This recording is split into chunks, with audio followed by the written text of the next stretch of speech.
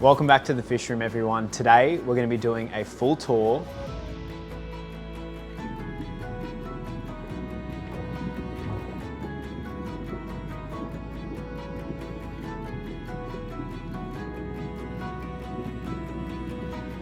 I'm going to be showing you as many tanks as possible. We've got so many fish here at the moment, it's not even funny. I haven't done wholesale orders just for this video so that I could have all the tanks full of fish, and I'm really excited to show you all of my fish today. So my room's kind of funny. I've got a lot of tanks here, a lot of breeding tanks, but I do have a shop out front. We can go and have a look at it now. I'm not really going to show you guys the shop today just because I kind of think we don't really have enough time. I think there's a lot more interesting things going on out back that I really want to show you guys. So this is my shop. This is where I sell direct to consumer a lot of my fish. So you can see here we've got the tanks full of fish that we've bred out back.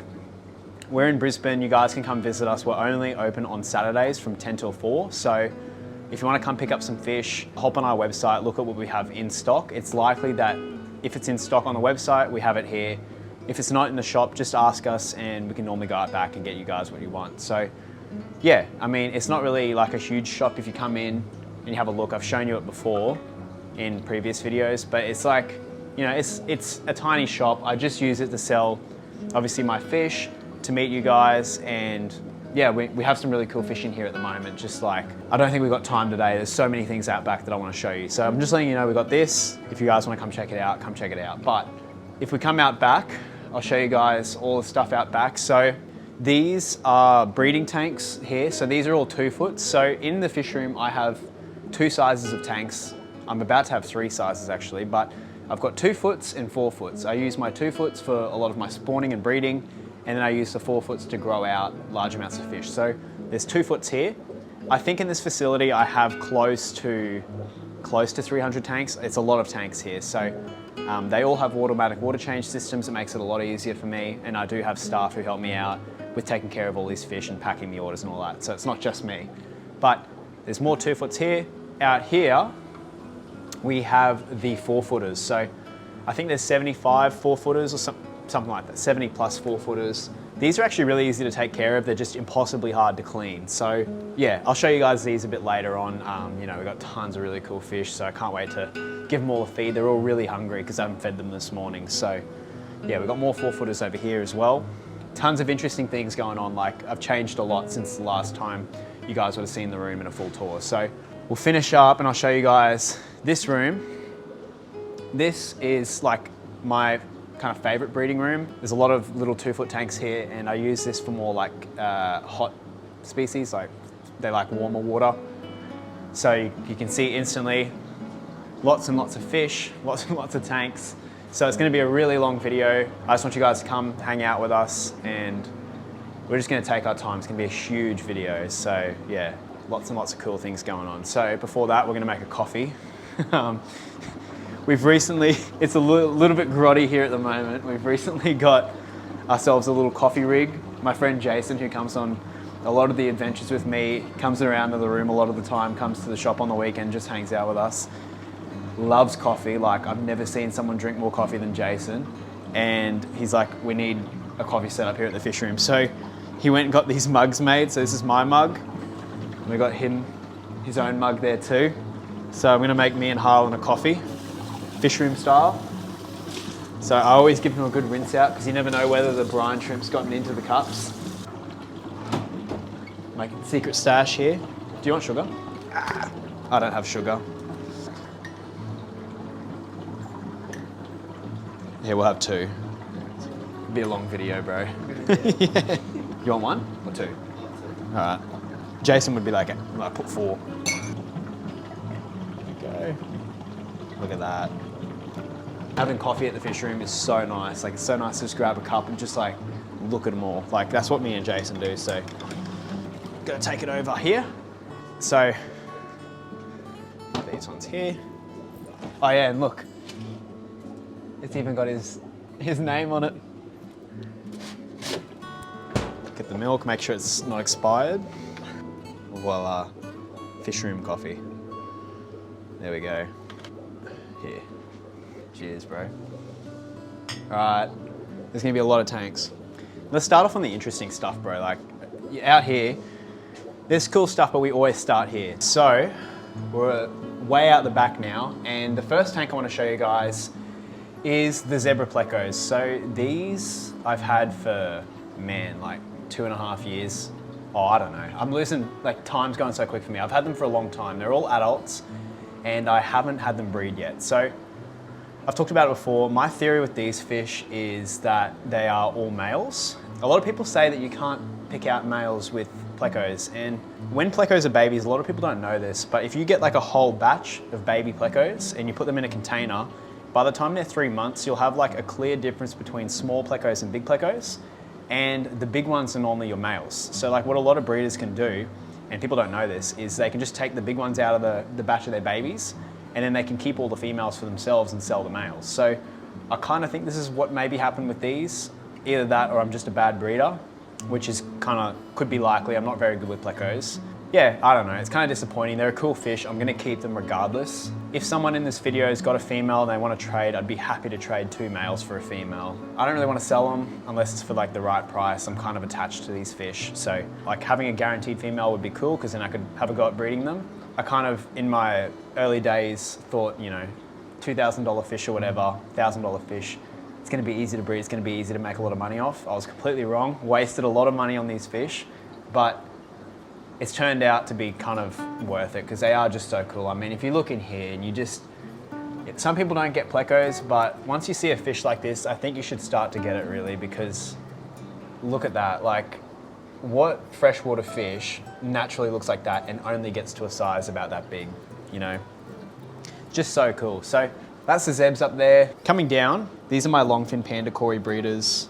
Yeah, it's a super messy tank, but they don't care. A lot of people like to have their breeding tanks really clean.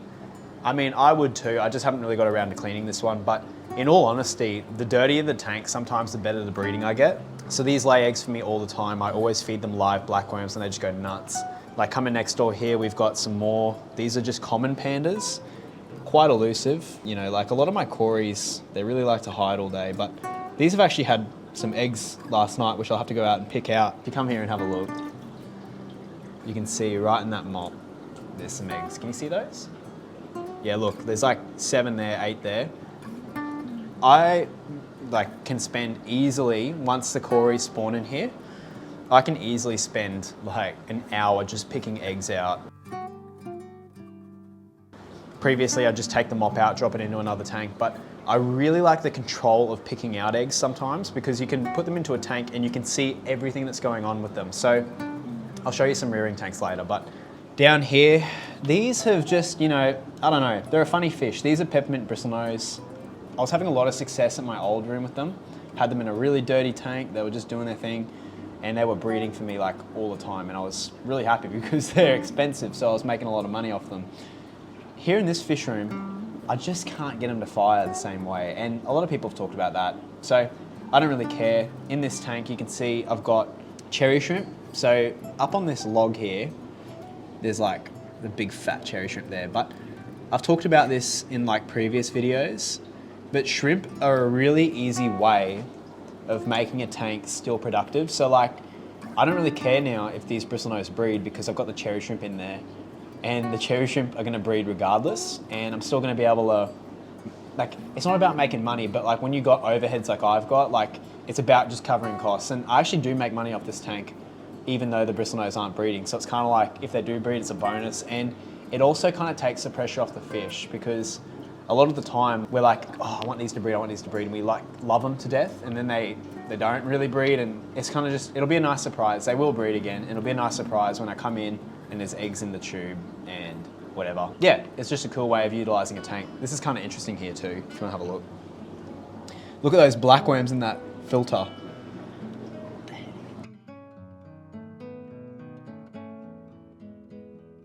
So this is actually a really cool tank. Up here, these are my baby pea puffers. So for a long time, like the last couple of months, I actually haven't really been breeding my peas. And part of the reason is these are like, when I talk about breeding fish, I've learnt this from other professional breeders. There's things where they're really easy to breed and they make little money.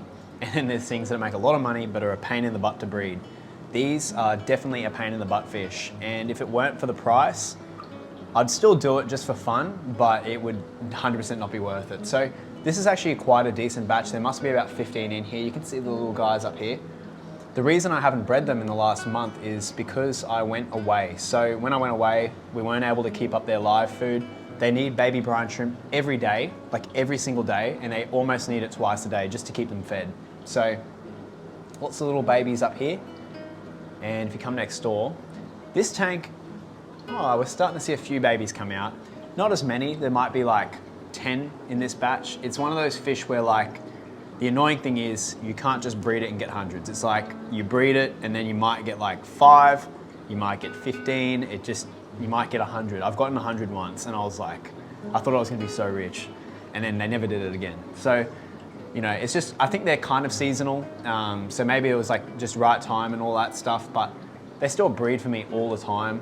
Another cool thing I've been doing with a lot of my tanks, which you'll notice from the last time, is I'm really getting into the plants. It's hard to have a breeding tank with plants because your plants grow on the substrate, and having substrate in a breeding tank for me, I hate, because it makes it really hard to clean. It's like, obviously it's really beneficial to have a substrate, but just with breeding, I like to have full control over the tank. I want to know everything that's going on in there. That's why I don't have duckweed in these tanks. That's why I don't have snails, or I try not to. It's always really hard for me to have the plants, and I figured out, well, I can just put the plants in a pot, and then when it's time to harvest, I can take them out, and then I get all the benefits of a planted tank, well, you know, a lightly planted tank, and it looks really cool. So like up here, these are some crypts, and look how happy the fish are in them. It's full of peas. There's like, and the crypts are going nuts, and they're using up all the nutrients from the peas. It looks cool. It makes me feel like nice and warm. I like looking at the plants. And even eventually, once the plants have grown, I can sell them in the shop and make a little bit of money. And that might just pay for the lights, because lighting in this fish room is freaking expensive as well. But this is a decent batch of pea puffers right here. You can see, maybe there's 25 in this batch. I've combined 2, but look how cute the little guys are. They're so cool. I mean, yeah, I just love pea puffers so much. Like, I remember I posted the video, and I got so many comments on the pea puffer video that people are like, guys ripping you off, he's selling them for like 80 bucks each or whatever. People don't realize it here, like you can't get these in Australia. They're not allowed to be imported. So the ones that are here are like here. And people were selling these for 300 bucks each 2 years ago. So like, I tried my best to get it down. They eat a ton of live food. It cost me a lot to make them. So like, it's kind of silly to sell them for like $2 or whatever they get them for overseas. And also, a lot of the overseas ones are wild caught, which I think is like, not really that good. Like, I'd rather have captive bred ones, so. But yeah, those are my peas. I've got 2 colonies of panda corys going, so I don't think these have laid any eggs today. Oh no, they have, yeah. Look, can you see that? Right there. Oh yeah. Yeah, some more eggs. So I've got to go through and pick out eggs after this. Oh, we've got some Similus corys. These, I've got a few of them available online. I've also got the panda corys available down below as well. We'll do a little coupon code for this video. Like, we'll do like 15% off. So they'll only be for a couple of weeks after I post it. So if you guys want to buy some fish, we do ship over Australia. We'll send them straight to your door if you're in selected states. So we do have a few of these available. Yeah, I don't know. They're a cool looking cory. They're called like the smudge spot, and they've got like this violet stripe on their back. You can see these are massive, like they're years and years old now. These are actually huge corys, but they're really cool looking. I think I've just grown tired of them because I've had them for so long. So because I've had them for so long, they're like my little pets, and I like keeping them and like breeding them, but every time they breed, I'm like, oh, whatever, because I'm kind of used to it now, which is, it's just part of the hobby. You just, you know, you want to always try and do something new. So they're still cool. I have heaps of them available, but that's those. I guess we'll stay on the theme of corys. We'll come down here. I want to show you all these breeding tanks because they're so cool, but these are the Trillineatus. So I've had a few issues actually with these Trillineatus. So these are like my F3s. So I've had quite a few generations at this point. They just seem to have mistakes happen to them. And this is my new breeding colony. So there's actually 2 little eggs there. Might as well pick them.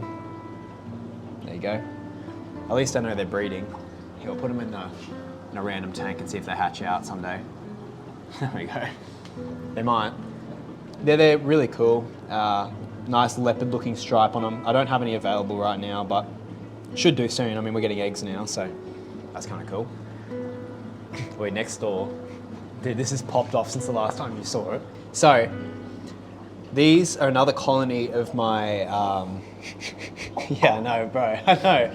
These are another colony of the peppermint bristlenose, and there has been an absolute shrimp explosion in here, and it's awesome because I've started to get some really cool different colors. So like, I don't know if we're gonna be able to see it today, but I've just added in this banana leaf. A lot of people don't know this. You can actually feed your shrimp banana leaves and they love it.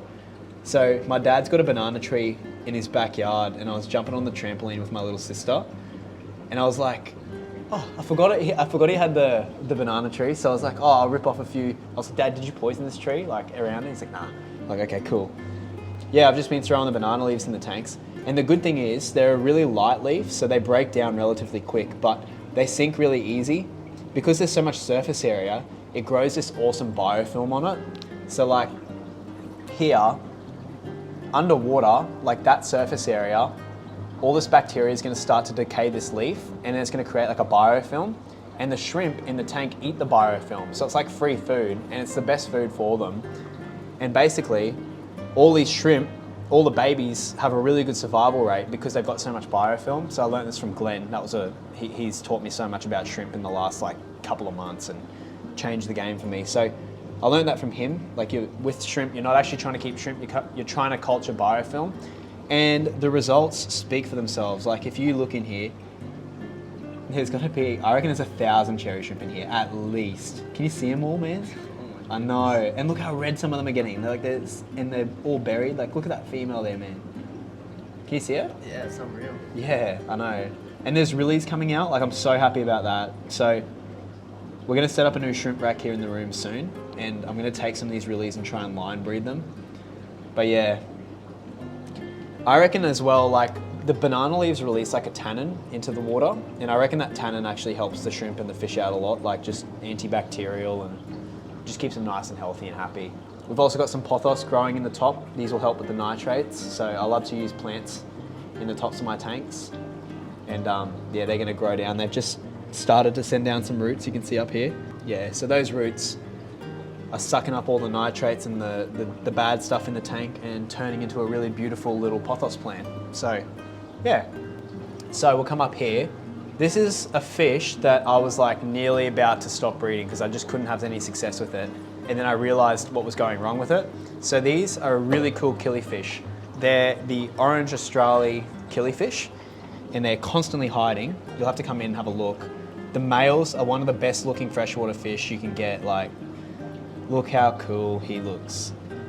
I'm probably gonna have to do a special video on them, but I figured out what I was doing wrong. So yeah bro, look at that fish. Isn't that cool? It's crazy. Yeah, they lay eggs every day pretty much now, but I've got 3 or 4 pairs in here at the moment, and basically they just like it really hot. So I chucked a heater in there and it fixed them up, and now they're breeding like crazy. But the problem is their eggs take so long to hatch. So yeah, like it takes about a month. So I pick out the eggs, I put them into a container with a bit of meth blue, and then they hatch out. It's just so annoying when you get something going, you take it for granted, and then like something changes and you don't know what went wrong with it. And then up here, this is a really cool tank. These are my 201s. I actually haven't had much success with my plecos in the last 8 months. I think maybe it's got something to do with we've just gone through winter, so it's not really their breeding season. But I saw this male flirting before, so I'm gonna check if he's got any eggs, because if they do, that'd be cool.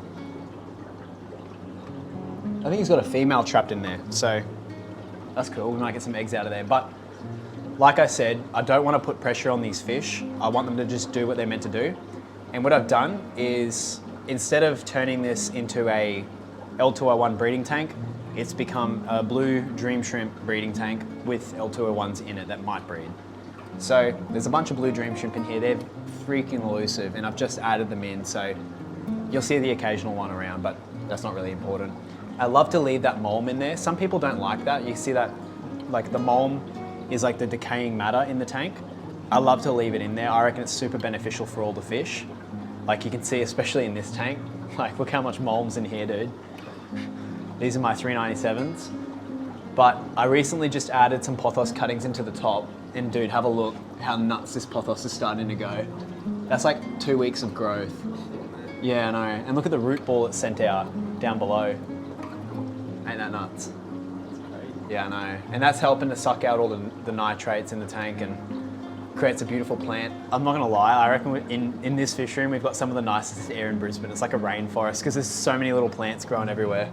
So yeah, that's really cool. The 397s, I've talked about these previously. Ever since I took the pressure off, I had a lot of success with them. There's some yellow shrimp in here. They're not the nicest yellow shrimp, but they're still breeding. Yeah, ever since I took the pressure off them, I've started to have, babies actually show up. And honestly, this tank is getting a bit nasty. Like, you could test the water would be perfectly fine. There's plants growing in there and the fish love it. But I just need to get some of that silt out. So they're a really messy fish. Like L397s spend the whole day rasping on logs and pooping basically.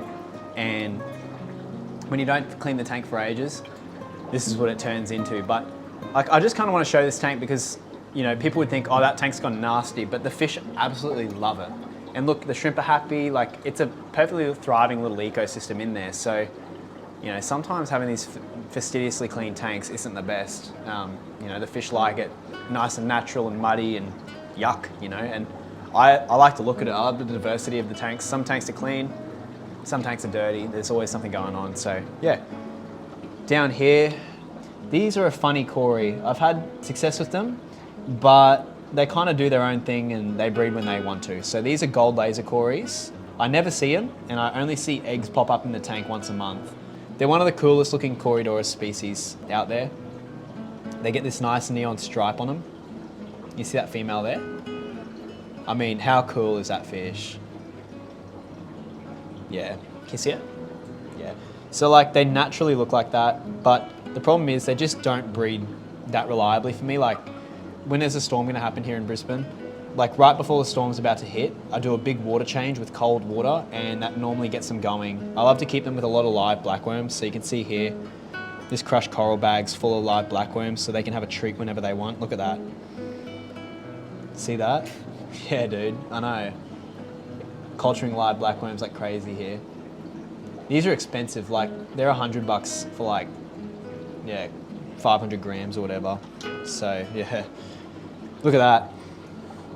So they just munch on that whenever they want. They just, every now and then, I'll look under the leaves and there'll be some eggs and I hatch them out and then I get some gold laser corys. They are expensive for a reason. So like, they're $30. I do have babies available down below. They're just not super reliable breeders, which is why they're kind of more expensive. So yeah.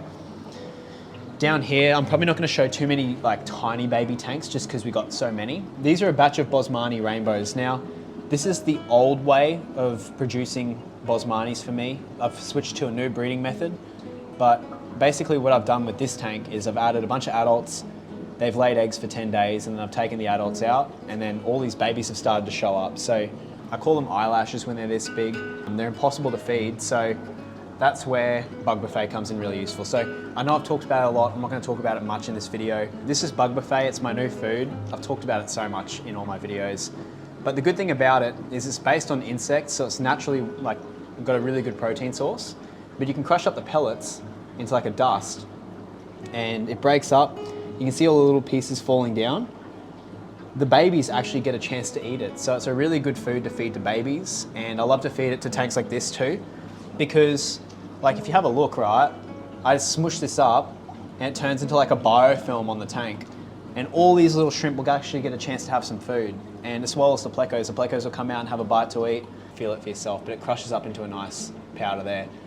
But a lot of people have been saying, oh, it makes a mess in my tank and stuff like that. And what I would say about that problem is, firstly, it's a very dense food, so be careful when you feed it. Like, you got to feed it way lighter than you think. Like, you know, that's one pellet there, and that's gonna, I probably just overfed that tank. Like, there's enough bacteria in there to clean it up, but you got to feed it light. It's not this food that you can just dump in there. But the other thing too is, this is such a natural supplement for what a fish would actually eat in the wild. Like if you look and you go into these ecosystems, I've been around Australia, like looking at stuff, there's no food. Like you wonder, what the heck are these fish eating? They're eating the occasional bug off the top of the water. They're eating the occasional Daphnia, but most of the time they're just picking at rocks and finding little scroungings. And you know, once there's a big layer of food on the tank, everyone gets a chance to eat it. Like, you know, the big fish get to eat it initially, and then they break it up, and then it goes down the bottom, and your shrimp get to eat it, and then your plekies get to eat it, and your corys get a chance, and the shrimp come over and clean it up, and the snails get to eat it. So it's just, like, this is the best packaged food that you can buy besides live food, I'd say. So, yeah. Anyways, enough about the food. Let's keep going. These, I've only just got these available on the website, but these are my new orange focatus. So they are one of the coolest freshwater fish you can get. They're super easy to breed. They are a little pseudomogel blue eye, and these are my F1s. So I've got a group of 6 of them. I've bred a ton of them up, and these are the ones that I've saved for myself. So now I've got 2 breeding groups. Crush up some bug buffet for them. They absolutely love the food, but yeah, they're one of the coolest freshwater fish you can get. Like, I don't know a single freshwater fish that looks like that. So basically, once you grow them up to about this size, they start laying eggs every day, and their eggs are super easy to hatch out, super fun to breed, and yeah, I've fallen in love with blue eyes. You can see more babies here. Like, these are another batch of Bosmanis. Cool. Give them some food. This is my Hillstream loach breeding tank. I've been trying to figure out the best way to breed them. I've recently found out how easy they are to breed. It's just trying to get them to reliably breed, which is the struggle, because part of the problem I had is when I was breeding them, I had them like in this huge tank exactly set up this way, but I couldn't harvest any of the babies out. And what kind of happened was they'd breed, and then the first batch of babies would come out, and I reckon what was happening was that that batch of babies was eating the next lots of eggs that they were laying. So what I did was I took all the rocks out of their tank. You're gonna see that tank later. And I took all the adults out, set up another tank, and just restarted the colony, and then I left all the babies to grow out. So it's taken a little while. I actually haven't seen any babies pop up in here since. And I've had them set up for just over a month. So their babies are tiny, like they're really, really small fish. So I don't know whether it'll take a while before I start to see them if they are breeding. I've been feeding them bug buffet every day, so that should be plenty of protein for them. I've also been feeding live brine shrimp and stuff like that. But yeah, I haven't seen any babies yet, so I'm wondering what's going on with them. Maybe it'll just take a bit longer before I start seeing them, but yeah, I mean, I've added a ton of rocks in here, and I see the adults all the time, so I don't know. It took like 4 months for the other tank to become good, so. In here, we've got some L134s. These are the leopard frog pleco. I've bred them twice. I bred them famously once. When I left, I went on a trip with my friends, and I left the fish room for my girlfriend Sarah to take care of. And I came back and there was babies in the tank, and I was super happy about that. So she's got like the Midas touch with these fish. And then since then I had 1 spawn, and there's like 4 babies that I just left in here that have been growing out. So again, dirty tank. There's some red cherry shrimp in here. I threw some baby Hillstream loaches in here, and honestly, they love it. It's just a perfectly balanced little tank. I don't like it super clean. I like it a little bit dirty. The fish like it a little bit dirty, and yeah, I feed them bug buffet every day. They just love it. Bro, there's some massive shrimp in here too. Like, I was looking in here yesterday. Look at the size. That shrimp's a rig, but there's one that's like double as big of it as it. They must be like years old at this point. Yeah. But yeah, they love the food. Yeah, you can see the little baby plekies there. They might spawn again. You can see actually, look, he's come out for a bite to eat. They're a really cool looking fish. I just wish they were easier to breed, but that's why they cost so much. So this tank, red cherry shrimp breeding tank, if the plecos breed, they breed, but I don't care. And honestly, it's better for me, it's better for the fish that way. And you know, you actually have fun keeping a fish instead of trying to turn them into little dollar bills. So up here, this is why I love pea puffers. Look at how cute these all are. So these are my F1s. I selected out 10 from my first batch of babies, and this is now a breeding group, and they've actually been really prolific for me. So what I've been doing with these pea puffer breeding tanks is I add a ton of blackworms into the tank just to feed them, and I put them in a heated tank, and then I add a pot with a plant in there, and they absolutely love it. I'm trying to figure out whether they actually need the heat, and so I've got this tank set up here. I've just set them up yesterday. This tank's actually heated, and then next door I've got my original group. These are my original adults in here, and I've got them in here with a nice hairgrass pot and whatever. It looks really cool, but I've got no heat in here. So what I'm gonna see is whether the heat makes a difference for breeding them. I'm really trying to figure out like a reliable way of every time setting it up, getting a certain amount of babies, because I just think they're such a cool fish, and I'm still trying to work it out with them. So I actually pulled them out yesterday, and I looked in this tank, and we've already got tiny itty bitty baby pufferfish. Where are they? We saw them this morning, didn't we? Yeah. Yeah. Cool. Yeah, let's... Oh, dude, they're tiny. Look at this. Ready, ready, ready? I'll put my finger next to them. Oh my gosh. Look at that. Can you can't even see them, bro. Here, I'll try and corral them to the front. They're still schooling. Look at that. Oh, I see. Bro, so these are F2s. So they're from that heated group. Oh my goodness. Bro, look at that. Here, you can see them in my hand. Can you see that? Little speck? Oh yeah, I see him now. What the heck? Oh my gosh, that's so cool. He'd be like a day old. So you can see, yeah, they need a lot of brine shrimp. I love keeping their tanks dirty too, because just all that biofilm, they eat all the like little things that grow on it. So, but yeah, I don't know too many fish rooms where you see stuff like that. That's pretty cool, hey? Yeah, I love coming in here and having a look. So, up here, these are my blue rams. So, I've had this line for ages. Like, I've had this for 3 years, and they've started to turn out really good. So, I've actually worked out something with my rams lately. So, I had some issues recently with bloat. It's a common issue with dwarf cichlids. See, they love the bug buffet there. I just randomly have tanks of rams start going funny, and what I figured out was blackworms were actually causing this problem. So something about bloodworms and blackworms, they don't react very well with my rams, and I've stopped feeding them bloodworms and blackworms, and now I only feed all of my rams bug buffet, frozen brine shrimp, and live baby brine shrimp, and you can see just how good they look. Like, dude, look at that male. That is such a nice line of rams there. So that's, yeah, your standard blue ram male. I put 3 or 4 pairs in a tank, and I kind of just let them spawn. And then, yeah, I've got a really cool plant in this pot. So this is a rose and maiden crypt. Can you see that? Yeah, they actually spawned on this the other day, but this plant's too rare, and I was like, oh, I don't want to cut the leaf off this to save the spawn, so I just smushed all the eggs up and threw them in the tank, and they ate them all.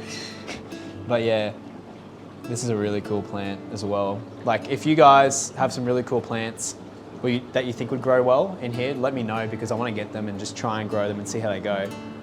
But next door, I've got another cool project. So in here, these are my new super red rams. So these are a new line of fish. They've got a long way to go before they become like, you know, dark red rams.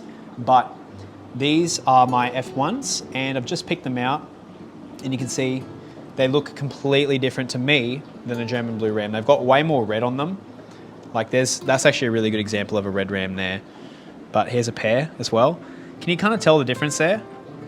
They're slightly, they got a red body, but these are only young. They take a while to really get their red.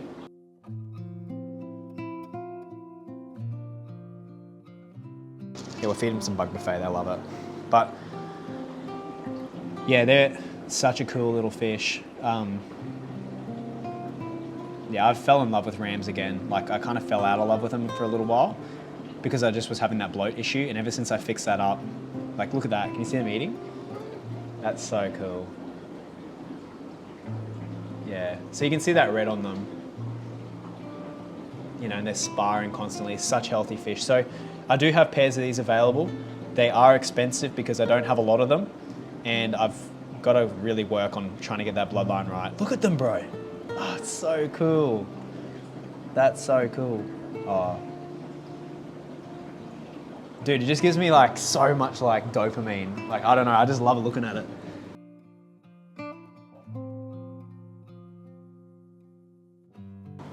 We'll go straight to my other group of red rams. So these will all be wigged out because I just had the lights off, but there's like one of the best males, you could fill it in. So I got him in here with, oh yeah, he's massive, bro. So he's the one who's made all my red rams at the moment. This is why they're called red rams. You'll see it once I get him out. Come to the front, buddy. They can be a little bit aggressive rams, especially when they're in pairs. Oi, come to the front. You look too good to stay at the back. All right, so that's a red ram there. So he's been asleep too, so his color's gonna come out. I'll get B-roll once he really colors up. Yeah, they can be aggressive. Like I found when you're breeding blue rams and all that sort of stuff, if you have them in pairs and you start pulling the eggs out, what happens is the male kind of gets pissed off at the female or the female gets pissed off at the male and they start to fight after you've pulled the eggs a couple of times. So what I do is add like one male and two females and he kind of rotates between the two. And you can see I keep the tank really dirty and give them plenty of hiding spaces because when he starts beating up the other female, she needs somewhere to go or he's gonna kill her. So heaps of hiding spaces in here. I also add rice fish to like act as dithers as well so the male can take his aggression out on them. But another way you can breed them is like I showed you before, lots of pairs and they do really well. So up here, these have only just recently been allowed to be bred commercially in Queensland. These are the honey blue eyes. For ages, you weren't actually allowed to sell this fish in Queensland. You were allowed to keep it and breed it, but you couldn't sell it for money. And they recently changed the rules for these and a bunch of other species. So now you're allowed to actually breed them and sell them for money. And of course, I wasn't gonna miss out on that opportunity. And my mate Jason gave me a bunch of them and I've been breeding them up and they've all been doing really well. So I got them eating bug buffet. Here, can you see them? Problem is they've just been asleep, so they're not quite coloured up. Like, you see them there? Yeah. They're like all pseudomogals and rainbowfish. They lay eggs every morning and I just go through the mop, pick them out and yeah, hatch them out from there. So this is a cory breeding tank and can you see the amount of cories in there? You come closer, I'll sit on the pipe. Yeah, dude, there's a ton. When I lift up this sponge filter, you'll see them already. Yeah, I know. Got lots of panda cories and stuff available right now. They're all on sale, so go and hit that up. But the way I breed my cories is really, really simple. So what I'll do is take out all the eggs like I was showing you before. I'll actually pick them out and put them into a container, like with just water, eggs, and nothing else. And then I'll half fill a tank up. So I'll have a tank to about this level, just because you want it kind of shallow so that when the fish hatch out, they can breach. So I'll put them in there. I'll write the date on the tank that the eggs were laid. So like I'll write like the 1st of the month. And then I add a squirt of methylene blue, just till, like not a heap, just until the water looks blue. And this will help with the fungus. And then what will happen is the eggs will hatch within 2 days. So I'll leave them for 2 days. At 2 days, I add Indian almond leaves to the tank and the almond leaves soak up the methylene blue. And you want that methylene blue out. I start to feed once they're swimming around the bottom and I feed them bug buffet, like, because it crushes up really nice into a powder. And from there I fill the tank up and I leave them literally until they're sellable size in the same tank. I find cories actually do really well in big numbers and like I like leaving them in tanks. The funny thing is, because they're down the bottom constantly sifting, I haven't cleaned this tank, but look how clean it is. It's kind of interesting. I've always noticed that with cories. So sometimes when I got tanks where I don't want mulm, I just add 1 or 2 cories and they keep the mulm away. They just eat mulm all day. So yeah, the bug buffet is a perfect food for them. So in here, we've got, here, just come into this filter, dude. This is like one of the coolest tanks in the fish room. Okay, you ready? Yep. Ready? I know, it's so fun. I love breeding cories. Look at them all, bro. And I just throw them all together. Like there's like gold lasers, there's panda cories, but look how clean the bloody tank is. They keep it so clean. This is actually a good tank to show you for the breeding. So in here, you can see I've added mops in here and this is just an experiment. It's actually gone really well. But if you lift up the mops, these are all like younger cories. So I've got to make a breeding video on these. But you see, they look really cute still. But yeah, they got a bit of growing to do. And you can see like the tank's still half full, kinda. Like it slowly fills up as they get older. So, yeah. This has been one of my most prolific tanks in the fish room right now. So in here, these are actually your fish, dude. Harlan gave me some of his longfin bristlenose when you went away, remember that? Yeah, and I just left the pair in here. And I was trying to, like, I kind of need to take my own advice sometimes. I was trying to pull the eggs out, I was trying to do all this stuff, and like I kept losing all the babies because the longfin bristlenose started breeding. I literally just left them in here with a ton of cherry shrimp, and they've gone nuts. Like there's at least 3 or 4 batches. You can see this baby, tiny, like these would be a day old, that one there, longfin bristlenose, but then look at the logs like at the back. There's like some 2-month-old ones, and basically what I've been doing is just when I see big ones, I just pull them out and then I put them in other tanks, and they help keep the other tanks clean, or I sell them. But the other thing in here too is shrimp, bro. There's so many shrimp in here. Like so many. Ready? Look at this leaf. See, they're eating all that Indian almond leaf there. Look at them. Yeah. I've got a special on cherry shrimp at the moment too, obviously. So if you guys want some cheap cherry shrimp, head to the website. Look at that. So cool, hey. I've got to make sure I don't have any baby cherry shrimp in that net still. Come on, guys. Flip it inside out too and get the other ones out. Perfect.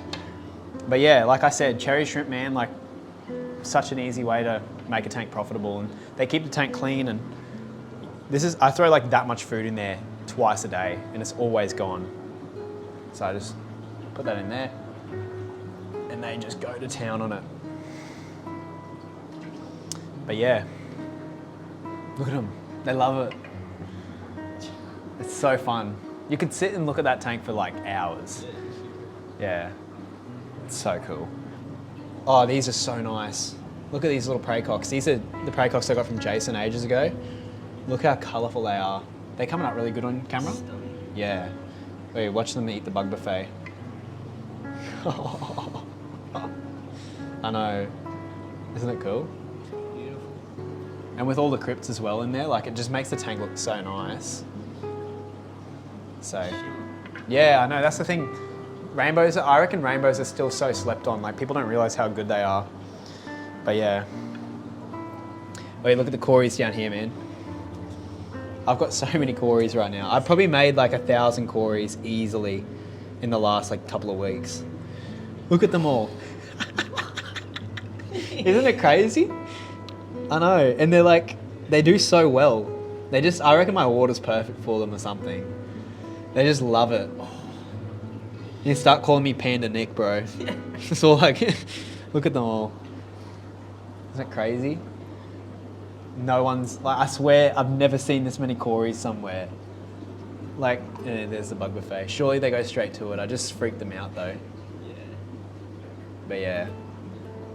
There's all sorts of fish in there though. There's like panda corys. There would be a few Julieyes. There's longfin pandas. There's gold lasers. Yeah, see them go straight to that food. They just like sit on it. But wait, dude, look next door. I told you, look. Bro, ready? Oh my goodness. There's actually not as many in here. Oh, you know why? I harvested out, there was like Bosmanis in here. I left one and the Bosmani went through and ate probably a bunch of the wrigglers. So that's all right. These are like survival of the fittest. Wait, it doesn't stop. Look at these. There's like 6 or 7 tanks with like 150 corys. I know. That's the best thing about having so many tanks now. It's just I can just like have fun with it. Like I don't know if I can even find homes for all these fish. I'm just gonna make millions of corys for fun. It's just so fun to look at them and feed them, and that's what it's about. In here, this is a new plant I've got. These are a broadleaf chainsword. I absolutely love how it's looking, but look at that. It's slowly melting back. Obviously it was immersed grown, but once it settles in, I reckon it's gonna look so nice. Oh look, it's already started to send its little chains out. So, yeah. But these are Santa Claus guppies from my friend Nat, and no babies yet, but they'll start dropping soon, I'd say. I mean, those females are kind of looking juicy. Here, we'll give them some food. This bug buffet, it's so versatile. Like, I just feed it to everyone. You wouldn't know it in here too, but I've got some, I'm gonna call them fire red shrimp. There's two types of really red shrimp. There's Bloody Marys and fire reds. Bloody Marys have a brown base and fire reds have a clear base. So I started all my shrimp from like these, if you look up here, which are my low grade red cherries. Can you see those shrimp there? Here, hold up. Oh, yeah? Yeah. So like all my shrimp started, I bought 15 of them and all the shrimp you see in the room started from them. Yeah, like 2 months ago. And then what happened was like they started throwing all these really cool lines. So like I got like really deep red ones and I got rillies. I'm still yet to work on the rillies, but I threw my best red ones in here. What I've been doing is just selectively breeding them. And dude, I've actually, oh, it's a baby. Oh, yeah. It did, they bred. Nice. See it? Yep. Hell yeah. But I've been throwing all my red ones in here and they've been just going nuts. But they look so red. Here's a good one. Yeah, see, so it's like, I'm just slowly line breeding them to be like that deep fire red. They'll get there eventually. These are one of my favorite lines right now. These are the blue grass. I brought in a bunch of them to the shop. Have a look at the male. Yeah, isn't that cool? Yeah, I brought a bunch of them in store and I sold out of them instantly. But look, they've been dropping heaps of babies too. Like, can you see all the babies around the tank? Oh, yeah. Yeah. Let's feed them real quick. Those are the blue grass. Oh, yeah, look at this tank. These are the unicorns. I finally got unicorns up. So they don't look like their parents yet, but bro, they're so cool. Here's a bunch of bug buffet for them. You can see the tanks with plants, just, they do so well. Like, it's just like a little ecosystem. It's like, I don't know, like I don't have to do many water changes. They look amazing. There's something to look at in there. Yeah, dude. These are another group down here. Let's have a look. I've got better groups than these, but these are the red neon blue eyes. These are like, I've got 3 breeding groups going at the moment. They're just so popular. Can you see them? Yeah, dude, look how cool they look. I got like 6 of them from Jason, maybe 4 months ago. And from them, I've made like hundreds. And yeah, I've got these available down below. They're still really expensive just because I can't keep them in stock. Look at the luminescent eyes, like on that fish down there. Luminescent blue eyes and like a neon stripe. It's hard to see. You'll see it on B-roll. Oh, dude, down here, these are tiberas. I haven't been making many tiberas. They're still really cool. I talked about them lots in the last tour. So these are like some babies just growing out. But I wanted to show, this is some moss that I ripped out of a creek, and look, it's growing really well. I'm not too sure what type of moss it is, but it's been growing in here. And dude, look at this. This is a crypt. Look at that, it's gone nuts. So healthy. Yeah, it's a compactor, I think. Oh, look, the roots come out the bottom. Oh, yeah. Jason gave it to me, and we just planted it up, and it's gone ballistic in there. All right, so you know how I was talking about the rams before? These, I'm so lucky. I got so lucky. So years ago, I was making black rams, and the way I started my black rams is actually a funny story. These things came in, they were called like blue black rams, and dude, they were the worst fish. Like, they couldn't have been so, like, they were so bad. They were so skinny, and they were like expensive. They were like $50 each, and like, they looked like a blue ram, and you had no clue, but I kind of suspected there was like a black ram gene in there. And what I did was I bought like 6 of them, so I spent like $300 on them, whatever. And I wormed them, like I tried so hard, I put so much love into these fish, and I finally got a batch of babies out of them. And then from there, that started off like, when they bred, they'd get like little midnight rams and all that. Like, that's how basically the midnight rams started, I reckon, here in Australia, like most of them. I'm not saying that I started them, but like, I reckon that's how they started, from that line of fish. And anyways, I had a disease go through my last room right before I moved in here, and it wiped out all my black rams. I had none left. I got 1 midnight ram that survived, and it wasn't doing that well. And I threw it in a tank with blue rams, and I was like, I lost my midnight ram line. I lost them. I was so upset about it. And I was hitting up people who had them, and like, I'd sold them to them, and they're like, nah, not got none for sale. Like, they wouldn't sell them to me. But anyways, I pulled out eggs, and one day I looked in my fry tray and there was black rams in it, and I was like, yes. So obviously it had bred with one of the blue rams, and now we've got black rams again. Look at them. So these will start up the next line of black rams for me. And the good thing about these is they're crossed in with the blue ram, so they're gonna have really good genetics. Here, ready? I'll drop in some of these. They love bug buffet. Like, look at them. Yeah, you can see the darkness on them though. Yeah, I know, how cool. So once these get up to size, I'm not gonna sell a single one, I'm just gonna smash out black rams. I want like so many. Wait, here's a fire red shrimp for you. So that's what I've been breeding. Yeah, see how red it is? That's what, I added like 15 of them to that tank before. Like, come here. Yeah, but the females just look so red. I should actually take her out. But look at that shrimp. Yeah, so hopefully I can get them all looking like that. Isn't that's 100% a fire red there. Yeah, I know. But look at the black rams too, man. So cute. So, yeah, to all my haters, got black rams back now. And look, this boost in here has gone nuts too. It's got a flower. I know, I haven't even got CO2 in here. Just black ram poop. And it's gone nuts. Wait, this tank's kind of boring. These are just blue rams, but here, let's give them some food because it's so fun to feed rams. Yeah. This is where I actually got a lot of my fire reds out of. There, they're going. They lost the food. Oh, here we go. Look at them. I love it. Nice. Actually, I'll show you the rack here real quick. So, when I hatch out those killifish eggs and when I hatch out the pseudomogul eggs, I put them in here. So what I do is I pick out the eggs and I put them into a tray like this. And you can see here, this is I think these would be like a mix of blue eyes, but they'll go into a tray like this. Yeah, so I'll put the eggs in here and I'll put like methylene blue in here, and then I'll add eggs until I start to see fry swimming on the top of the water. So they'll sit in here, and then these I've finally got some fry out of them, which is why I really wanted to make this tour. Look at these. These are the killifish, and there was babies in here yesterday. It took like a month for them to hatch. See that little tiny baby orange killifish? So he's ready to go into another tank now. Yeah, so I'll probably throw him in with the blue eyes, honestly. But yeah, that's basically the easy way of hatching out stuff.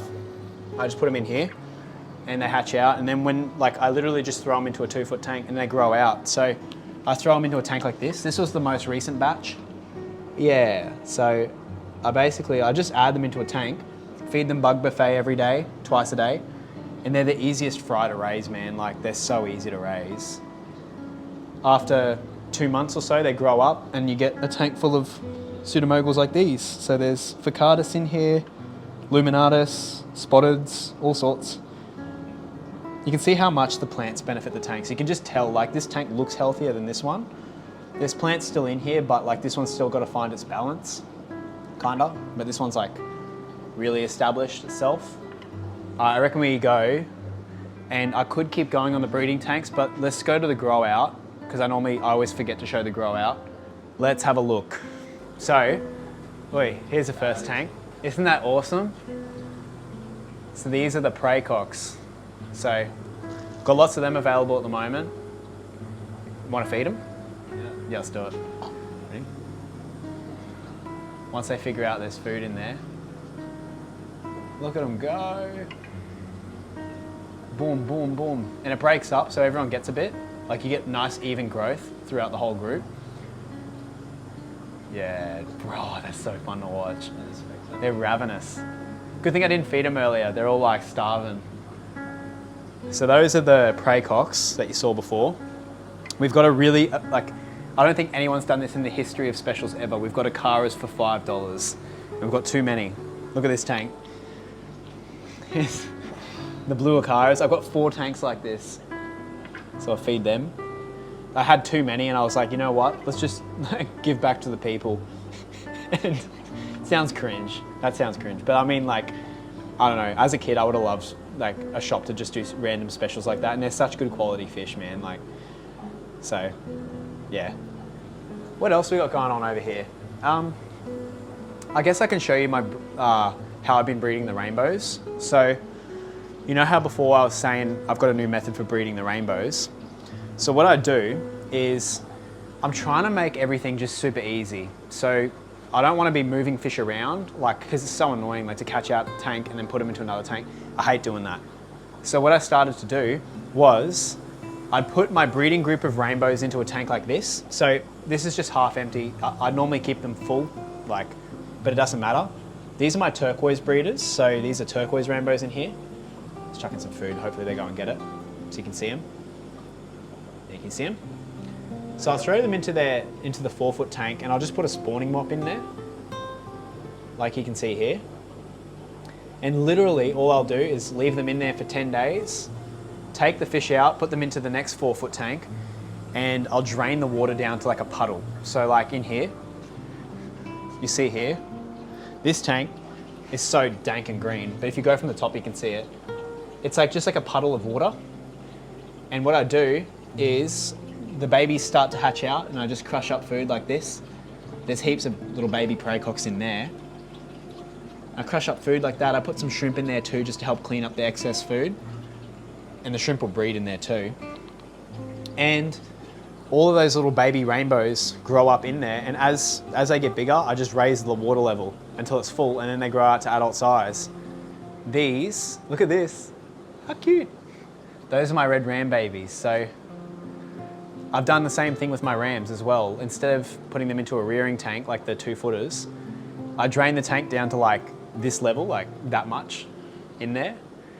So there's like just a puddle of water, and then I just feed them like I would normally, and they grow out perfectly fine, and then eventually I just fill it up, never have to move them, and the rams don't have to go through the stress of moving, and they grow out perfectly fine. I don't know if they're eating bug buffet yet. Might not feed them yet, because most of the time they're pretty fussy. They just like eating brine shrimp. There's some rams in here.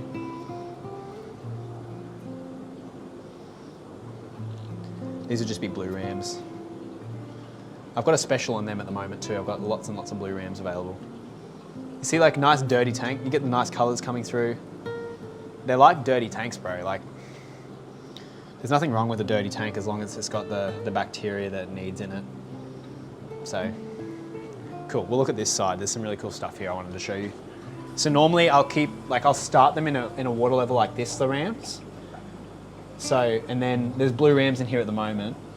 And just as they get bigger, the water level just goes up and up and up until they're at the top. And then by the time they're at the top, they've started really growing, and then yeah, that's it. Wait, look at these Acaras. Ready? Go, go, go, go. Get it, get it, get it. I know. Yeah, $5 each. They're normally like $40, but now they're $5 until they sell out, which they're not going to sell out for a long time. Too many. Oh yeah, this is the tank I wanted to show you. So I've been like line breeding guppies, and these have been one of the most popular for me. So these are the 24K golds. What I've done is, this is going to be like a bit of a fun tank. I've taken out, like I've been selecting them and making sure they're all the nicest ones. And I put 2 males in here with like 15 females to grow out. And what's going to happen is they're going to start getting so fat and juicy. And I'm going to add a ton of plants in here, like heaps and heaps of pots and stuff like that. And what I'm going to do is, once there's just tons of babies in there, I'm going to take all the adults out and let them grow up, and there'll be like 400 gold guppies. So I just want to see how that goes. Look what I called it, mass gold guppy. So we'll see, we'll see, we'll see. Oh, this is another one. We've got a lot of Bosmanis available right now too. This is a nice tank. They're really good size now, and they're cheap as. But these are my Bosmanis. I've been focusing on breeding them. Yeah, come on guys, you hungry? They don't eat the same. They like, kind of like hit the top, and they're really skittish on me sometimes. But they'll still go for it. Like, look at them. I mean, they don't get that big without eating a bit of food. Look at some of them are really nice. Another way I keep the tanks clean is I use mystery snails. So these mystery snails here, like this one, the reason I like them is they're really big, So because they're really big, you know where they are in the tank, and like you know that they're in there. And the other thing too is they don't quite overpopulate the tank like a bladder snail or a ramshorn would, where like these guys actually lay their eggs outside of the water. So all the time I find, I think they're called carapaces or carapaces. I find them in the tanks all the time. But if I don't want snails to turn up in the tank, I just take the carapace out. So like, oh here, there's some here. So like for this tank, for instance, like they'll come up and they'll lay their eggs on the glass like that. See, these have actually started to hatch out. There's little snails in there. See them dropping down? Yeah, these are all those snail eggs. See them? They're freshly getting gobbled up, poor buggers. This tank's gone nuts with snails because I haven't taken the carapace out, but it's kind of like more controllable and they get big and I think they look nicer, so yeah. Down here, this is a cool tank. So in here, when I went to Glenn's place, he gifted me some baby water lilies and they've actually started to grow. Have a look. These are creams and peaches apparently, so we'll see how they go, but look at those little leaves coming up. So I'm gonna grow some water lilies in here. That's like creams and peaches. That's a red tiger lotus, I think. This is another creams and peaches. Can you see that? Yeah. Yeah, dude, I'm just growing them inside. But also, there's a ton of turquoise rainbows in here that need to be fed. So we'll feed them. See him go for it. There you go, look at him. Smashing it. Smashing it. Beautiful. You know what I'd love is like if those lotuses and all that, all the lilies, hit the surface of the water and create like the lily pads. But how cool would it be if they start to sprout flowers? Yeah. And the reason I got them is I want to use them as well in like some setups and that, for like swamps and that, so yeah. Okay, so here's one of my favorite projects right now that I've just started. So in here, look at these, they're like little dinosaurs. These are my new birches, or biches. They're Senegal biches, so they're the most common. But I got 5 of them, and it's actually a funny story how I got them. So I was like, for ages, I wanted to do a video on them, and funnily enough, the guy who breeds them in Brisbane, Andrew from Smith's Aquariums, he breeds heaps of them apparently. He called me and he's like, oh, we need some Bosmanis for the store. And I was like, well, I need birches. And then we did a trade. So I got these 5 for a bunch of Bosmanis. And me and Jason went together and sealed up the tank because these are terrible jumpers. So you see we put some glass on the edges there and siliconed it so they can't jump out now. Can you see that? Yeah. So they're at least safe in here. And my goal is to grow them up over the next couple of years and breed them, but they really love bug buffet as well. So they're just in here, they're like big pet fish. They're always swimming around. I'm gonna do up their tank soon. I'm just, at the moment, just wanna make sure they're kind of like going through a quarantine in a way. I swear they're a little bit blind. I actually think they are maybe. I see he's gone for the food there. See how he's chewing it? Getting nice and close on him. Look at it, it's like a dragon. It's so fun. I know, I can't wait to breed them. Apparently they're not that hard to breed. So, we'll just see. Oh, look at him, he's gonna go for the bug buffet. Look at the mess. Too bad I can't keep shrimp with them, bro. They'd absolutely smash the shrimp. Yeah, look at them, all having a bite to eat. I can't wait to like see some eggs out of them. Apparently they get huge too. Like I've seen like, imagine like 5 of them, like big sausages. Up here, these are the koi angels. I think we've picked out the best of these so far in this batch. See how good the crypts are doing too. But these, I don't know where I'm at with angels. They're easy to breed, but the problem is I overproduce them because they make too many. It's the same with the blue acaras. So I like koi angels because no one's really breeding them, but these are the veil tail ones. I really want to work on getting like that super red koi look that Dean had from his room. So yeah, I don't know. I've got a better group over there, which I'll show you in a second. These are I've got too many projects going on, but these are local bred by me. The first local breds I've seen. gold balloon ram. I somehow lucked out and got a batch, and now I've got local bred ones. And I'm hopefully going to keep breeding them. This is my only batch I've got, so I've just been growing them out. But I'm thinking they'll be real popular. You know, everyone's got their opinions on short-bodied fish. I think having a short-bodied fish with high mortality rates and issues like that probably isn't ethical. But like these have been super easy, and like they don't have random deaths. Like they're just dwarfs. So, you know, like I don't think it's actually that inhumane, and they look cool and people like the look. Some people don't like that unnatural look, and that's fine. But everyone's got a taste, and who am I to say what people should like? So down here, these are one of the coolest rainbows you can get. They are probably impossible to collect because they're from like a war-torn area in New Guinea. Like you probably get killed if you go there, sort of vibes. They're the sex lineatas, so they get pink lips and they look really cool. So I've got them going in here. They're gonna be hard to see. I'll give them some food to try and concentrate them. I'll drop some pellets down to the bottom. I know, hey? Aren't they cool? Yeah. There you go. Eat. Yeah, super fun. I love them. But another cool thing is this plant. So I went to a creek nearby and I found this plant growing in the bottom of it, and I put it in a pot, and look how well it's growing. It's a, I think it's called waterwort. It's an Australian native plant, and I've just put it in a pot and it's actually growing really well. So I think it looks super cute too. But don't you reckon? Look at it. Yeah, it really stands out. It's a nice yellowy green. Well, I'm colourblind, so can't say that for sure, but yeah, one of the cooler tanks here at the moment. These are the huge Bosmanis I have. So these are what started off all the Bosmanis in the room. I do have their babies available right now, but I've been breeding a ton of them. Ready? It's gonna be crazy. I love feeding this tank. Isn't that cool? I know. It's so fun. They've got their babies next door. The other thing too that's done really well, look at the Bulbitis. It looks like a dinosaur plant. I'm thinking of putting this in with the Bichers. Don't you reckon that'd be so fun? Yeah, I know. Put that dinosaur looking fern in there with the Bichers. Oh, it looks so cool. Down here you can see the banana leaves. Dude, that's what I should do. I should do banana leaves.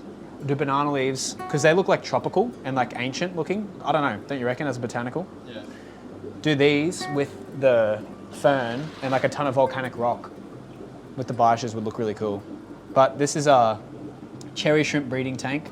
The cherry shrimp takeover started. There's some babies popping up now on that piece of wood. I'm just using this to grow out my future peppermint breeders, and I've also got some baby super reds I'm growing out to breed in the future. But yeah, like in this tank, see there's a peppermint there? They're so elusive, bro. It's so hard to see them, little buggers. There's more down here. This is like the exact same down here. See that peppermint there? Oh. I'm also using this specific tank to breed. These are the fire reds, which I'm starting up. See next to there's those common whiptails, and there's a fire red shrimp. Can you see the common whiptails, how well they blend in?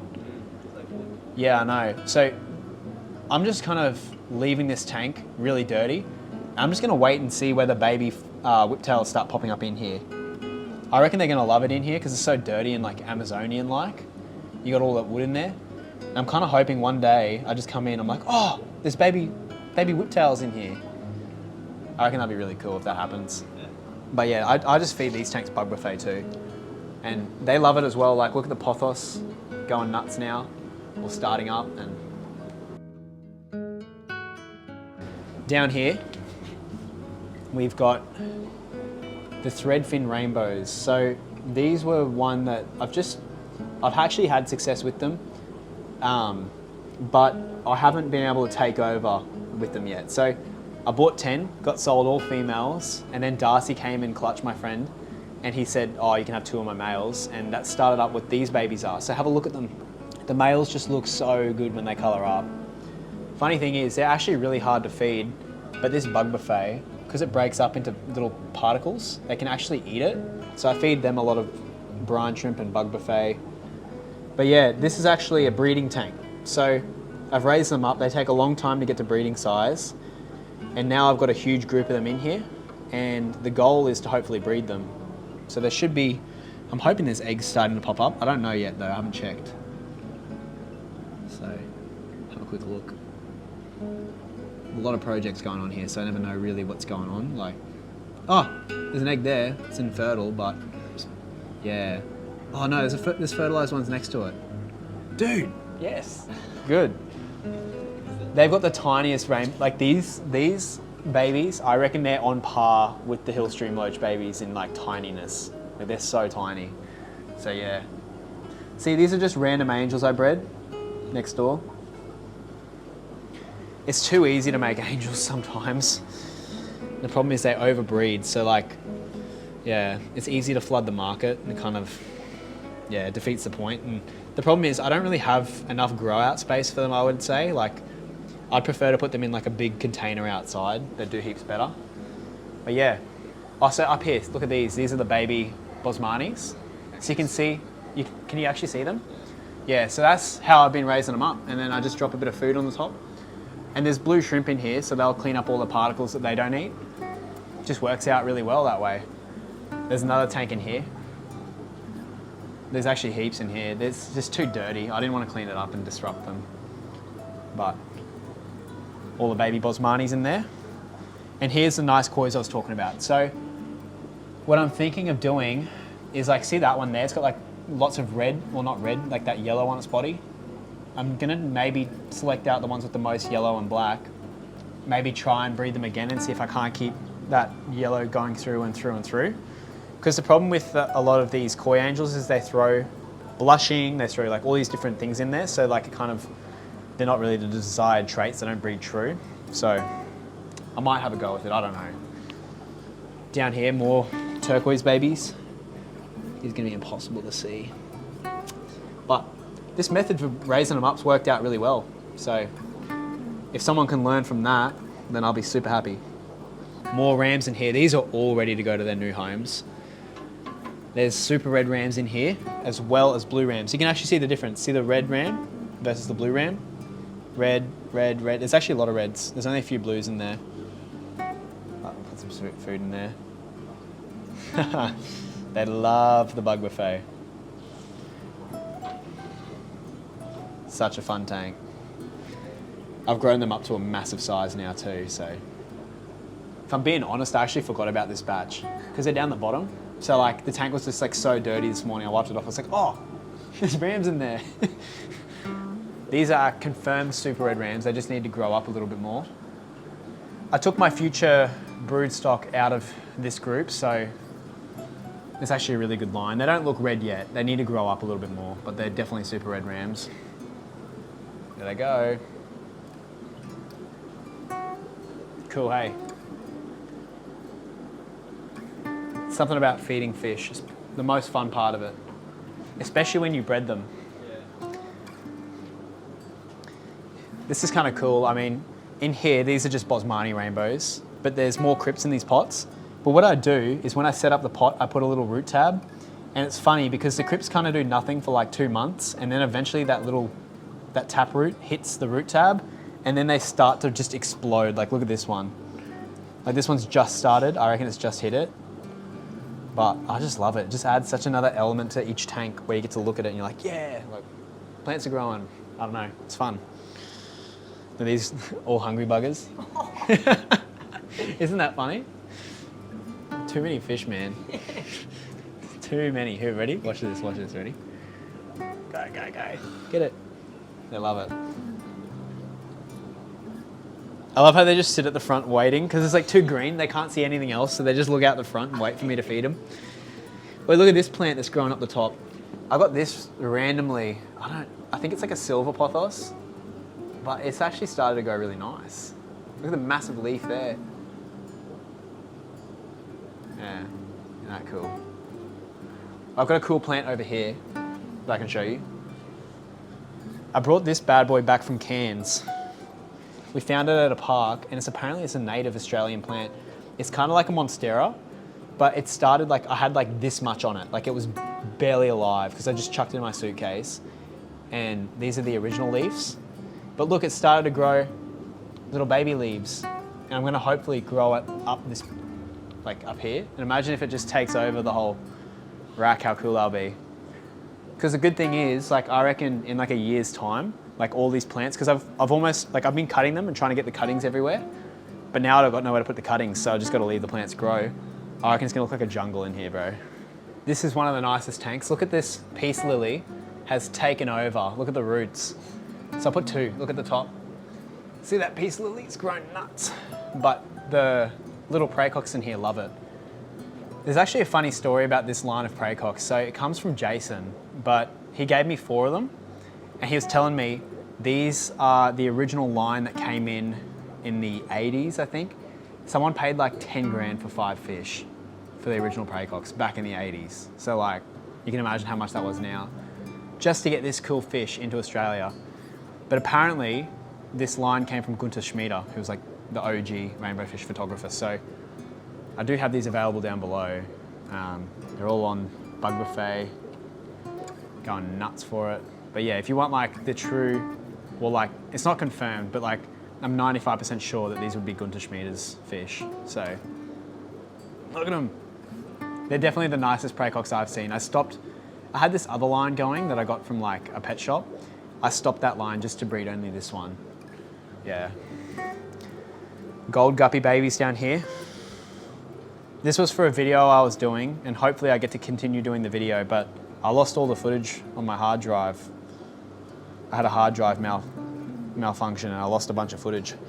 So I've just got a tank of guppies now, but you can see, look at the plants, bro.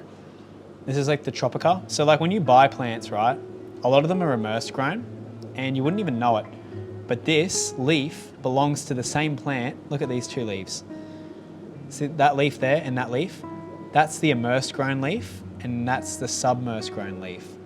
People don't know that, hey, like, look at this leaf died back because it's grown immersed. So like your plants, when you grow them in their pots and they've been grown out of the water, like their leaves die like this one here. And you actually have to wait for the plant to settle in before it starts going nuts. So yeah, they've all started to really grow in well. Look at the roots from the philodendron. But yeah. Up here, this is a project I've got to start. I got given these dragon guppies a while back. I've only got a trio in here. This is a female. She's going to drop any day. But they're one of the nicest looking guppies. Look at the males down there. It's going to be tricky to see them. Oh, come on, buddy. Yeah, that's a dragon guppy. So I'm going to try and do some of them. Yeah, it's so cool, hey? Yeah, I've been really focused on the guppies. Look at these down here. More corys. This crypt here is a huge crypt. I got given it by Jason. That one's settled in. Look at that new leaf coming up. I know, how cool does it look? But look at all the the corys. Dude, I got corys for days. This tank's really dirty because I emptied a bunch of moss into it and the moss had soil in it, so made the tank super dirty, but the corys don't care. Oi, you might think there's only a few corys in here. Ready? Ready?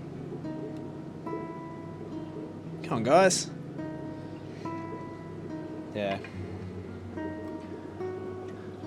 In here, so remember how I was showing you before, I was showing you the Hillstream loach tank. This is the original one. So this is the one I did the video on. And what I did was I took all the rocks out and I put these tiles in, and they're really hard to catch, these Hillstream loaches. There must be a few in here. I instantly sold out of Hillstream loaches when I had them online.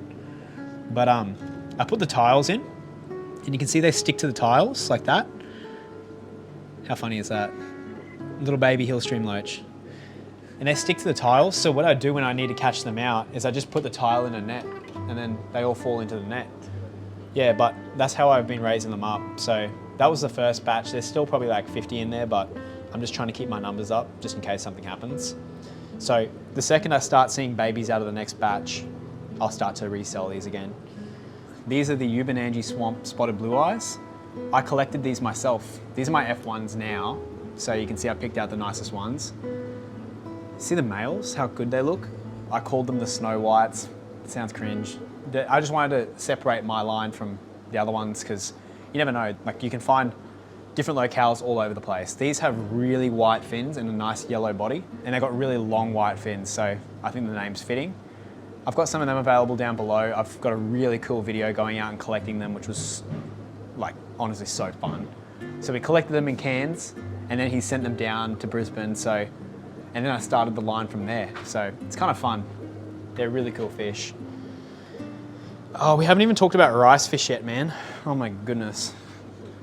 Oh, so we got a lot of rice fish. So in here, these are all the tiger rice fish that I've been breeding. There's some platinums in there too. Basically with the rice fish, all I do is I've got a couple of tanks with like the parents in them, and they lay their eggs, and I just throw the mops in tanks. Like you can see here, this is a recent batch. They're a little bit smaller, but like the parents will lay their eggs in these, and I just throw them in the tank and they hatch out, like, as you can see. They're super easy to breed. I got platinums, I got tigers and blacks, and I'll show you the parents later. But yeah, they need some food. Up here as well. A bit of a dirty tank. They're so easy to breed, man. Like, so easy. Down here, this is my successful Pygmy cory tank. So you can see there's always a couple of eggs right here. They're honestly so elusive. I barely see them unless I sit away from the tank and start looking at it. There's an egg there. In here, like it doesn't look like it, there's 100 fish at least. If we lift up this mop, you might start to see them. Yeah, come on guys, see them? Oh yeah. Yeah, so I've got a video coming out for this soon, so super fun fish, easy peasy to breed. All you need to do, I feed them, like I feed everything bug buffet. I feed them that, and it helps the babies to get something to eat. Keep them in a nice tank like this, couple of rocks for them to hide under, sponge filter. The plants up the top help a lot too. Leave them and they just start to breed. Look at the eggs there too. Yeah. This tank actually looks really cool. Like the Java fern and the rocks. I love this moon rock. I call it moon rock. The moon rock looks so cool, like that nice volcanic look. And then the tannins, like it just looks so natural. With the roots coming down, chef's kiss. Love it. These tanks have some of my coolest projects going on in them right now. So these, you know how I was talking about the honeys before? These were part of the same group of fish that you're now allowed to sell. These are Melander Gold Rainbows. They might not look like anything yet, and I don't have any adults to show you because I borrowed someone's adults. I borrowed Darcy's, I think. But when they color up, gosh, they look cool. They're, you know, one of the coolest dwarf rainbows you can get. So I've been breeding these up just to get them out in the market. I think they should be more popular. The males just look so nice. Honestly, I think they look more like orange than they do look gold, but the name helps them sell. So they're called Melander Gold Rainbows. And yeah, I've actually seen where they come from too. So I'd love to get back up there and film it when it's not, like we went when it was raining and we couldn't film it. But going up maybe in the dry season and filming them in the wild would be so cool. All right, down here, look at this. Another horde of panda corys. Some bug buffet incoming. Go, get it. They're not as ravenous, hey? Yeah. It's once they figure it out. Yeah, we've got so many panda corys available right now. Yeah. Yeah, they're cool, hey? Go for the food. They're like ants. Yeah. Yeah, a little bit. Nice. So, up here, we've got, these are really cool. These were actually collected in salt water, so outside of National Park by a friend, and these are the Morton Rads. So I don't know anyone that's got them at the moment. It's gonna be hard for me to show you how good they look. They've got the stripy pattern, red outside fins, but a blue sheen, and it looks amazing once they really color up. They've just been put into this tank to breed. So I had to grow them up from babies, and now they're finally ready to breed. Yeah, you can see the colors actually there. You're doing a good job. These are actually captive bred, but I had to get them as babies. And yeah, I want to get these breeding and get them out to the market. I've got, at the moment, Tiawa creeks, snapper creeks. I collected snappers myself, which was really fun. Now I've got these ones, so yeah, rads should be more popular. I don't know why they're not. They're a really cool little rainbow fish. This is another project here in these 4 tanks that is kind of frustrating. I'm hoping I can get the footage back, but I don't know yet. I had all these projects banked up on this hard drive, and like it fell off my desk and whatever. it broke, and now it's very expensive to get it fixed, and we don't know if we can recover the footage. But this is a really cool video. This is a project I've wanted to do for a long time, but didn't have the tank space. And this is crossbreeding shrimp and seeing what happens. And we're like quite a ways into this project now, and we're starting to see results. So basically what I did is I took 3 different colors shrimp, mixed them all together, and you can see in here, we started to breed them. So in here, this is I've crossed together blue and orange shrimp, and you can see we're starting to get some orange rillies out of them. Can you see them all? Like all the different colors that started to come out. There's some clear ones. There's all sorts of shrimp coming out. So I'm gonna let this experiment go for a long time. You can see some like really wild looking ones at the back. Like look at these. Yeah, they got like tiger pattern. They're like the wild type, I'd call them. So that came out as well, the wild type shrimp. And then you got your rillies. Like this is a rilly technically. Orange rilly. And yeah, they've been breeding up a storm. These are the yellow and red. I actually didn't get a great mix here. I've only seen red babies. So interesting. These are Bloody Mary shrimp for sure. Look at them. Brown base. Come here. Yeah, see, they're all red. This one's orange and red. They actually did better. So, but again, I'm not getting like any wacky shrimp coming out of it. It's just all normal stuff. These all started from like 10 shrimp, so. Got those, and then I didn't show these ones. These are the blue and yellows. These have been throwing weird things. Look at this. These are all wild types coming out. Carbon really, like look at that thing. That's like a shadow, shadow shrimp. Look at him. Yeah, like a shadow shrimp, eh? He's riding my finger. Look at him, he can dance. Yeah, look at this one, light blue. What a freaky looking shrimp. Anyways, there you go, you might get him there. Yeah, light blue. It's just Skittles tanks of just random shrimp for fun. So up here, this is another tank of Pygmy corys. Come in slowly, you'll see them. They're a little bit less elusive. They're the original group. Funny thing is, I was harvesting out of this tank. I think there's babies in here. I've seen a few eggs and stuff like that, so I'm not too worried. I had blue shrimp in here, and I wasn't getting that many blue shrimp, and then I was harvesting out the babies, and now the blue shrimp are breeding more than the Pygmy corys are. There's like so many baby blue shrimp in here. Like, where are they? I don't know, in B-roll, there's like hundreds. So they're just really good at hiding because there's lots of spaces. Like if you look on that leaf, you'll see a few just picking at biofilm on that leaf. Can you see them? Yeah, it's just cute. So they're a real good like co-breeder in a way. Like they'll both breed together really well. And these are the Dumbo ears guppies. There's one baby that's come out. I just added some more hiding spaces, so hopefully I'll get more. But look at that male, platinum red-tailed Dumbo ear. That's a cool looking guppy. Eat bug buffet from my hand.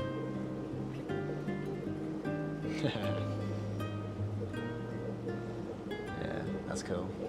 There you go. And look at this, the Lowigia. Interesting plant. Look at this one. This one's hit the root tab. It's gone ballistic. Yeah, I know. And then up here, look at this. Pearlweed's definitely hit the root tab. 100% that's hit the root tab. And look at all the baby, these are Ficardus and red neon blue eyes up in the top of the tank. Can you see them all? Yeah. Yeah, ready? This is why the bug buffet is so good for them. There you go. Enjoy, guys. Off they go. So these in here are some rads mixed in with the, there's some thread fins in there too. You see the color of the rads really coming out. The interesting thing about some of those rads around Tin Can Bay is like when you breed them, you get blue, you get red and blues. It's not really predictable. I've seen red ones in here. The reds are way more rare than the blues for sure. but yeah, I've got to probably take the fish out of this tank now. But yeah, there they go. There's more thread fins up here. I don't know if you can see them better now.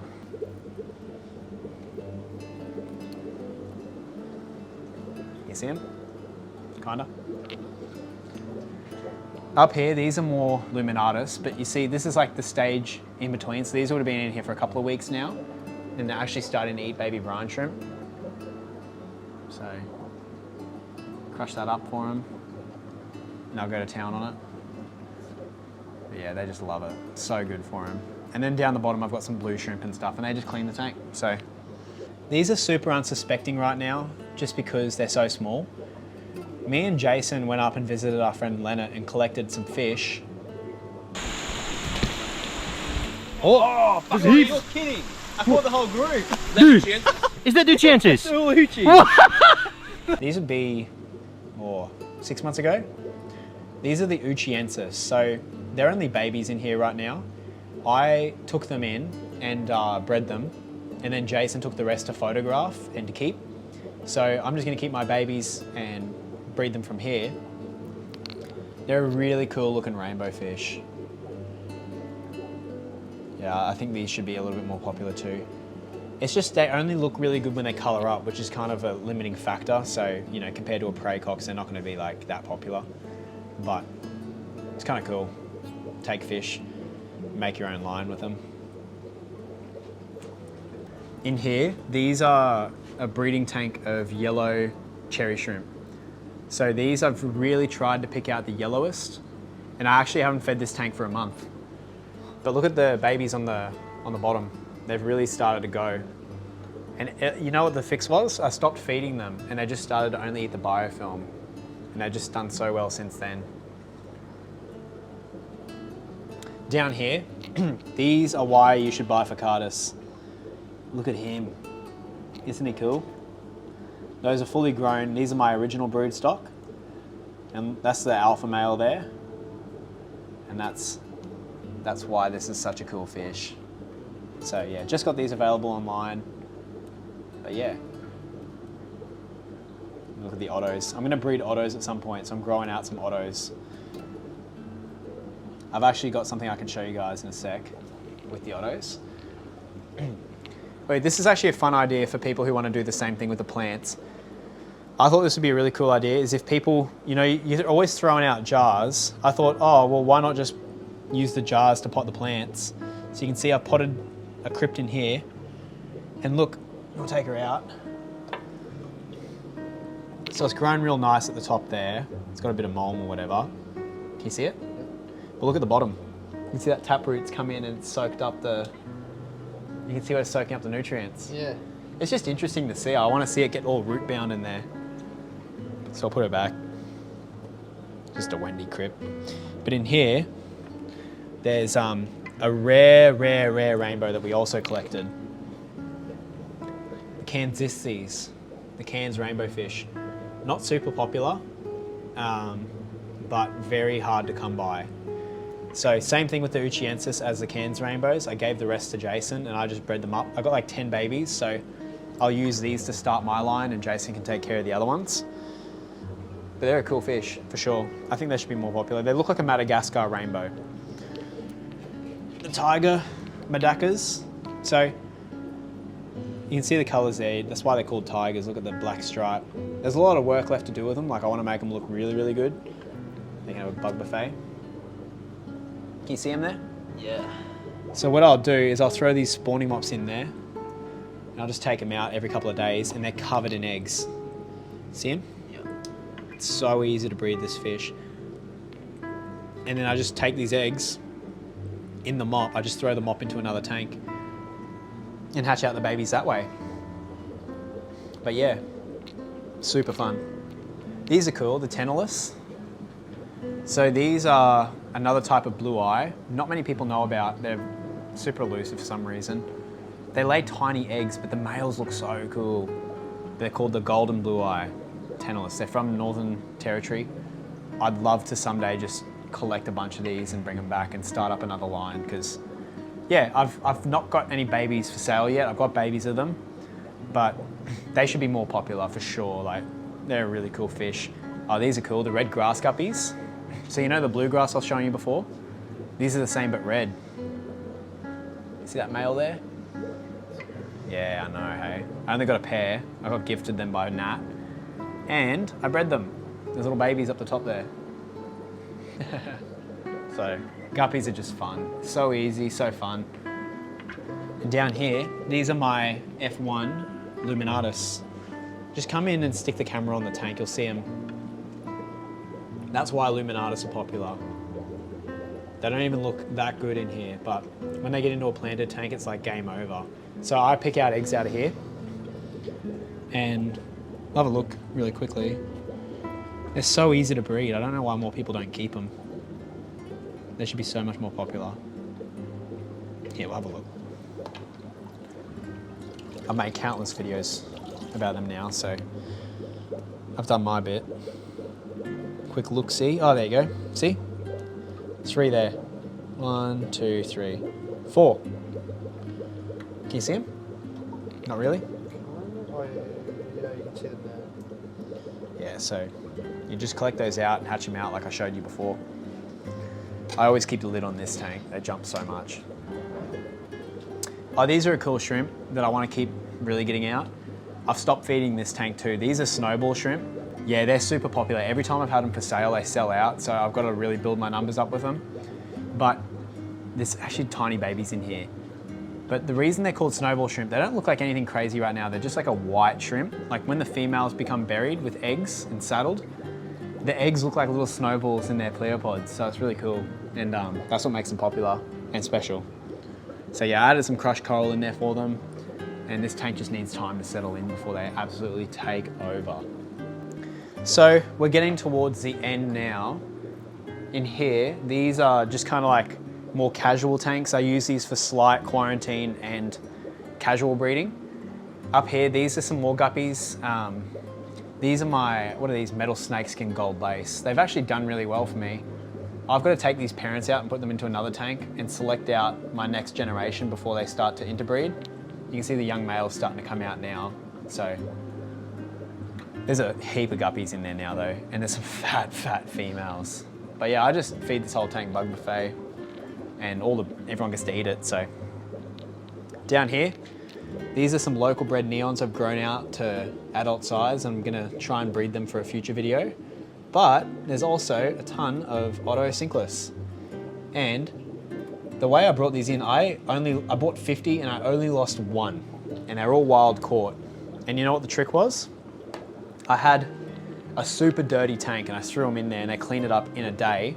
So their guts got filled up with, you know, because they're super fussy eaters. And that's why people lose them. They filled up on natural algae and they just smashed it. But then I transferred them onto my new food, which I haven't released yet. And it's in this jar. And it's like an algae stick. So I haven't quite finished it yet. And I've just been playing around with it. So I fed them the natural algae and then I fed them this. So it's very similar to bug buffet, but it's an algae-based food.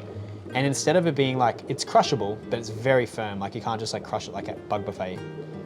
It still crushes, but it's just a stick and you just throw it in and it sinks to the bottom.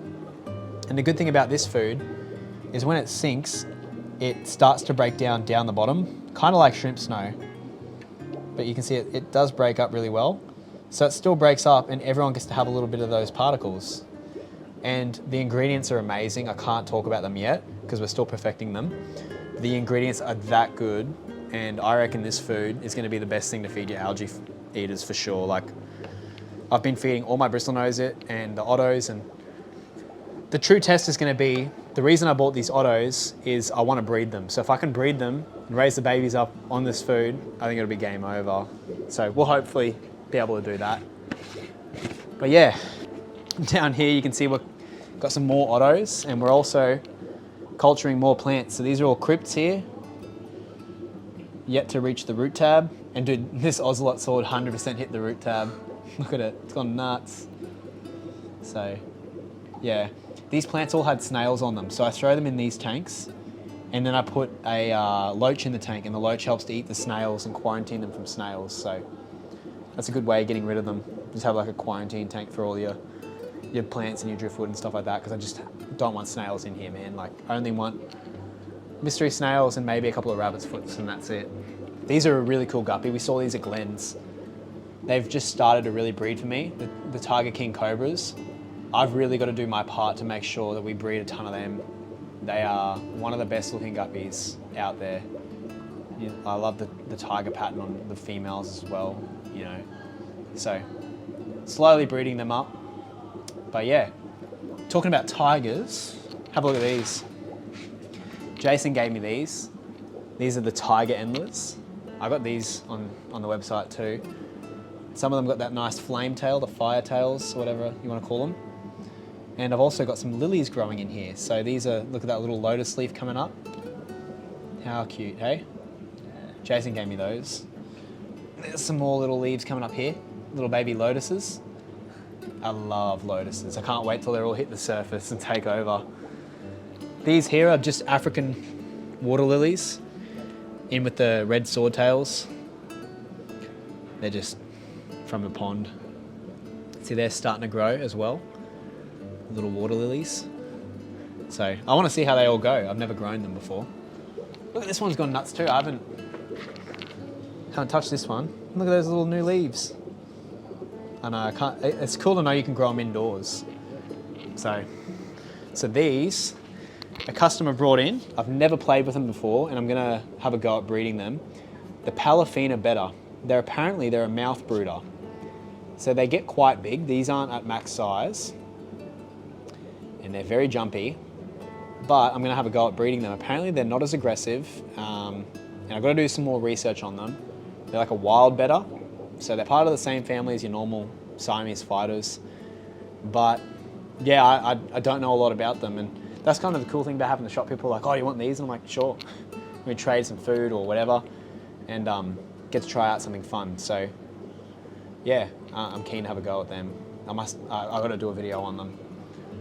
These as well, if you guys want to come buy some local neons, these are all from a local farm, so no neon tetra disease. There's some albino ones in there as well. You want to see why my neons are so healthy? It's because I quarantine them in dirty tanks. Isn't that such a cool tank? Even these guys, I feed them the algae food too, and they still love it. So I'll give them some algae food. But yeah, I spend a lot of time working on my neons and trying to make sure that they're always healthy and people don't get that neon tetra disease. Like, look at that. Pretty cool tank, isn't it? You know, they're just neons, but it's always cool to see. Getting close with that. How fun. I know, hey? Yeah, if you like feeding fish, this video is for you. Oh, it's so cool. But yeah, that kind of wraps up everything that I wanted to talk about. I mean, it's a long video. There's one more thing I wanted to show you before we end, and that's future plans. So this area, it's kind of been unused for a long time. You got the fish food here that we've still got to package up. I'm actually going to build a shrimp rack here. So I've got the plans to build a bunch of 10-gallon tanks here. I think we're going to be able to fit like 50 of them here. I'm going to get Dave and Quentin back. We're going to do a really cool video, but we're building a big workbench here so we can do all the packing and all that stuff. And then we're going to have tanks underneath it, and we're going to have more tanks up here as well. And my plan is just to breed a ton of endlers and guppies and just, you know, just have a ton of fish and just, you know, it's dead space. So I'd love to use it for something cool. So, but yeah, you'll have to stay tuned for that. But yeah, anyways, I completely talked out. So thanks for watching this video, guys. I really appreciate all the support, and I'll see you guys in the next video.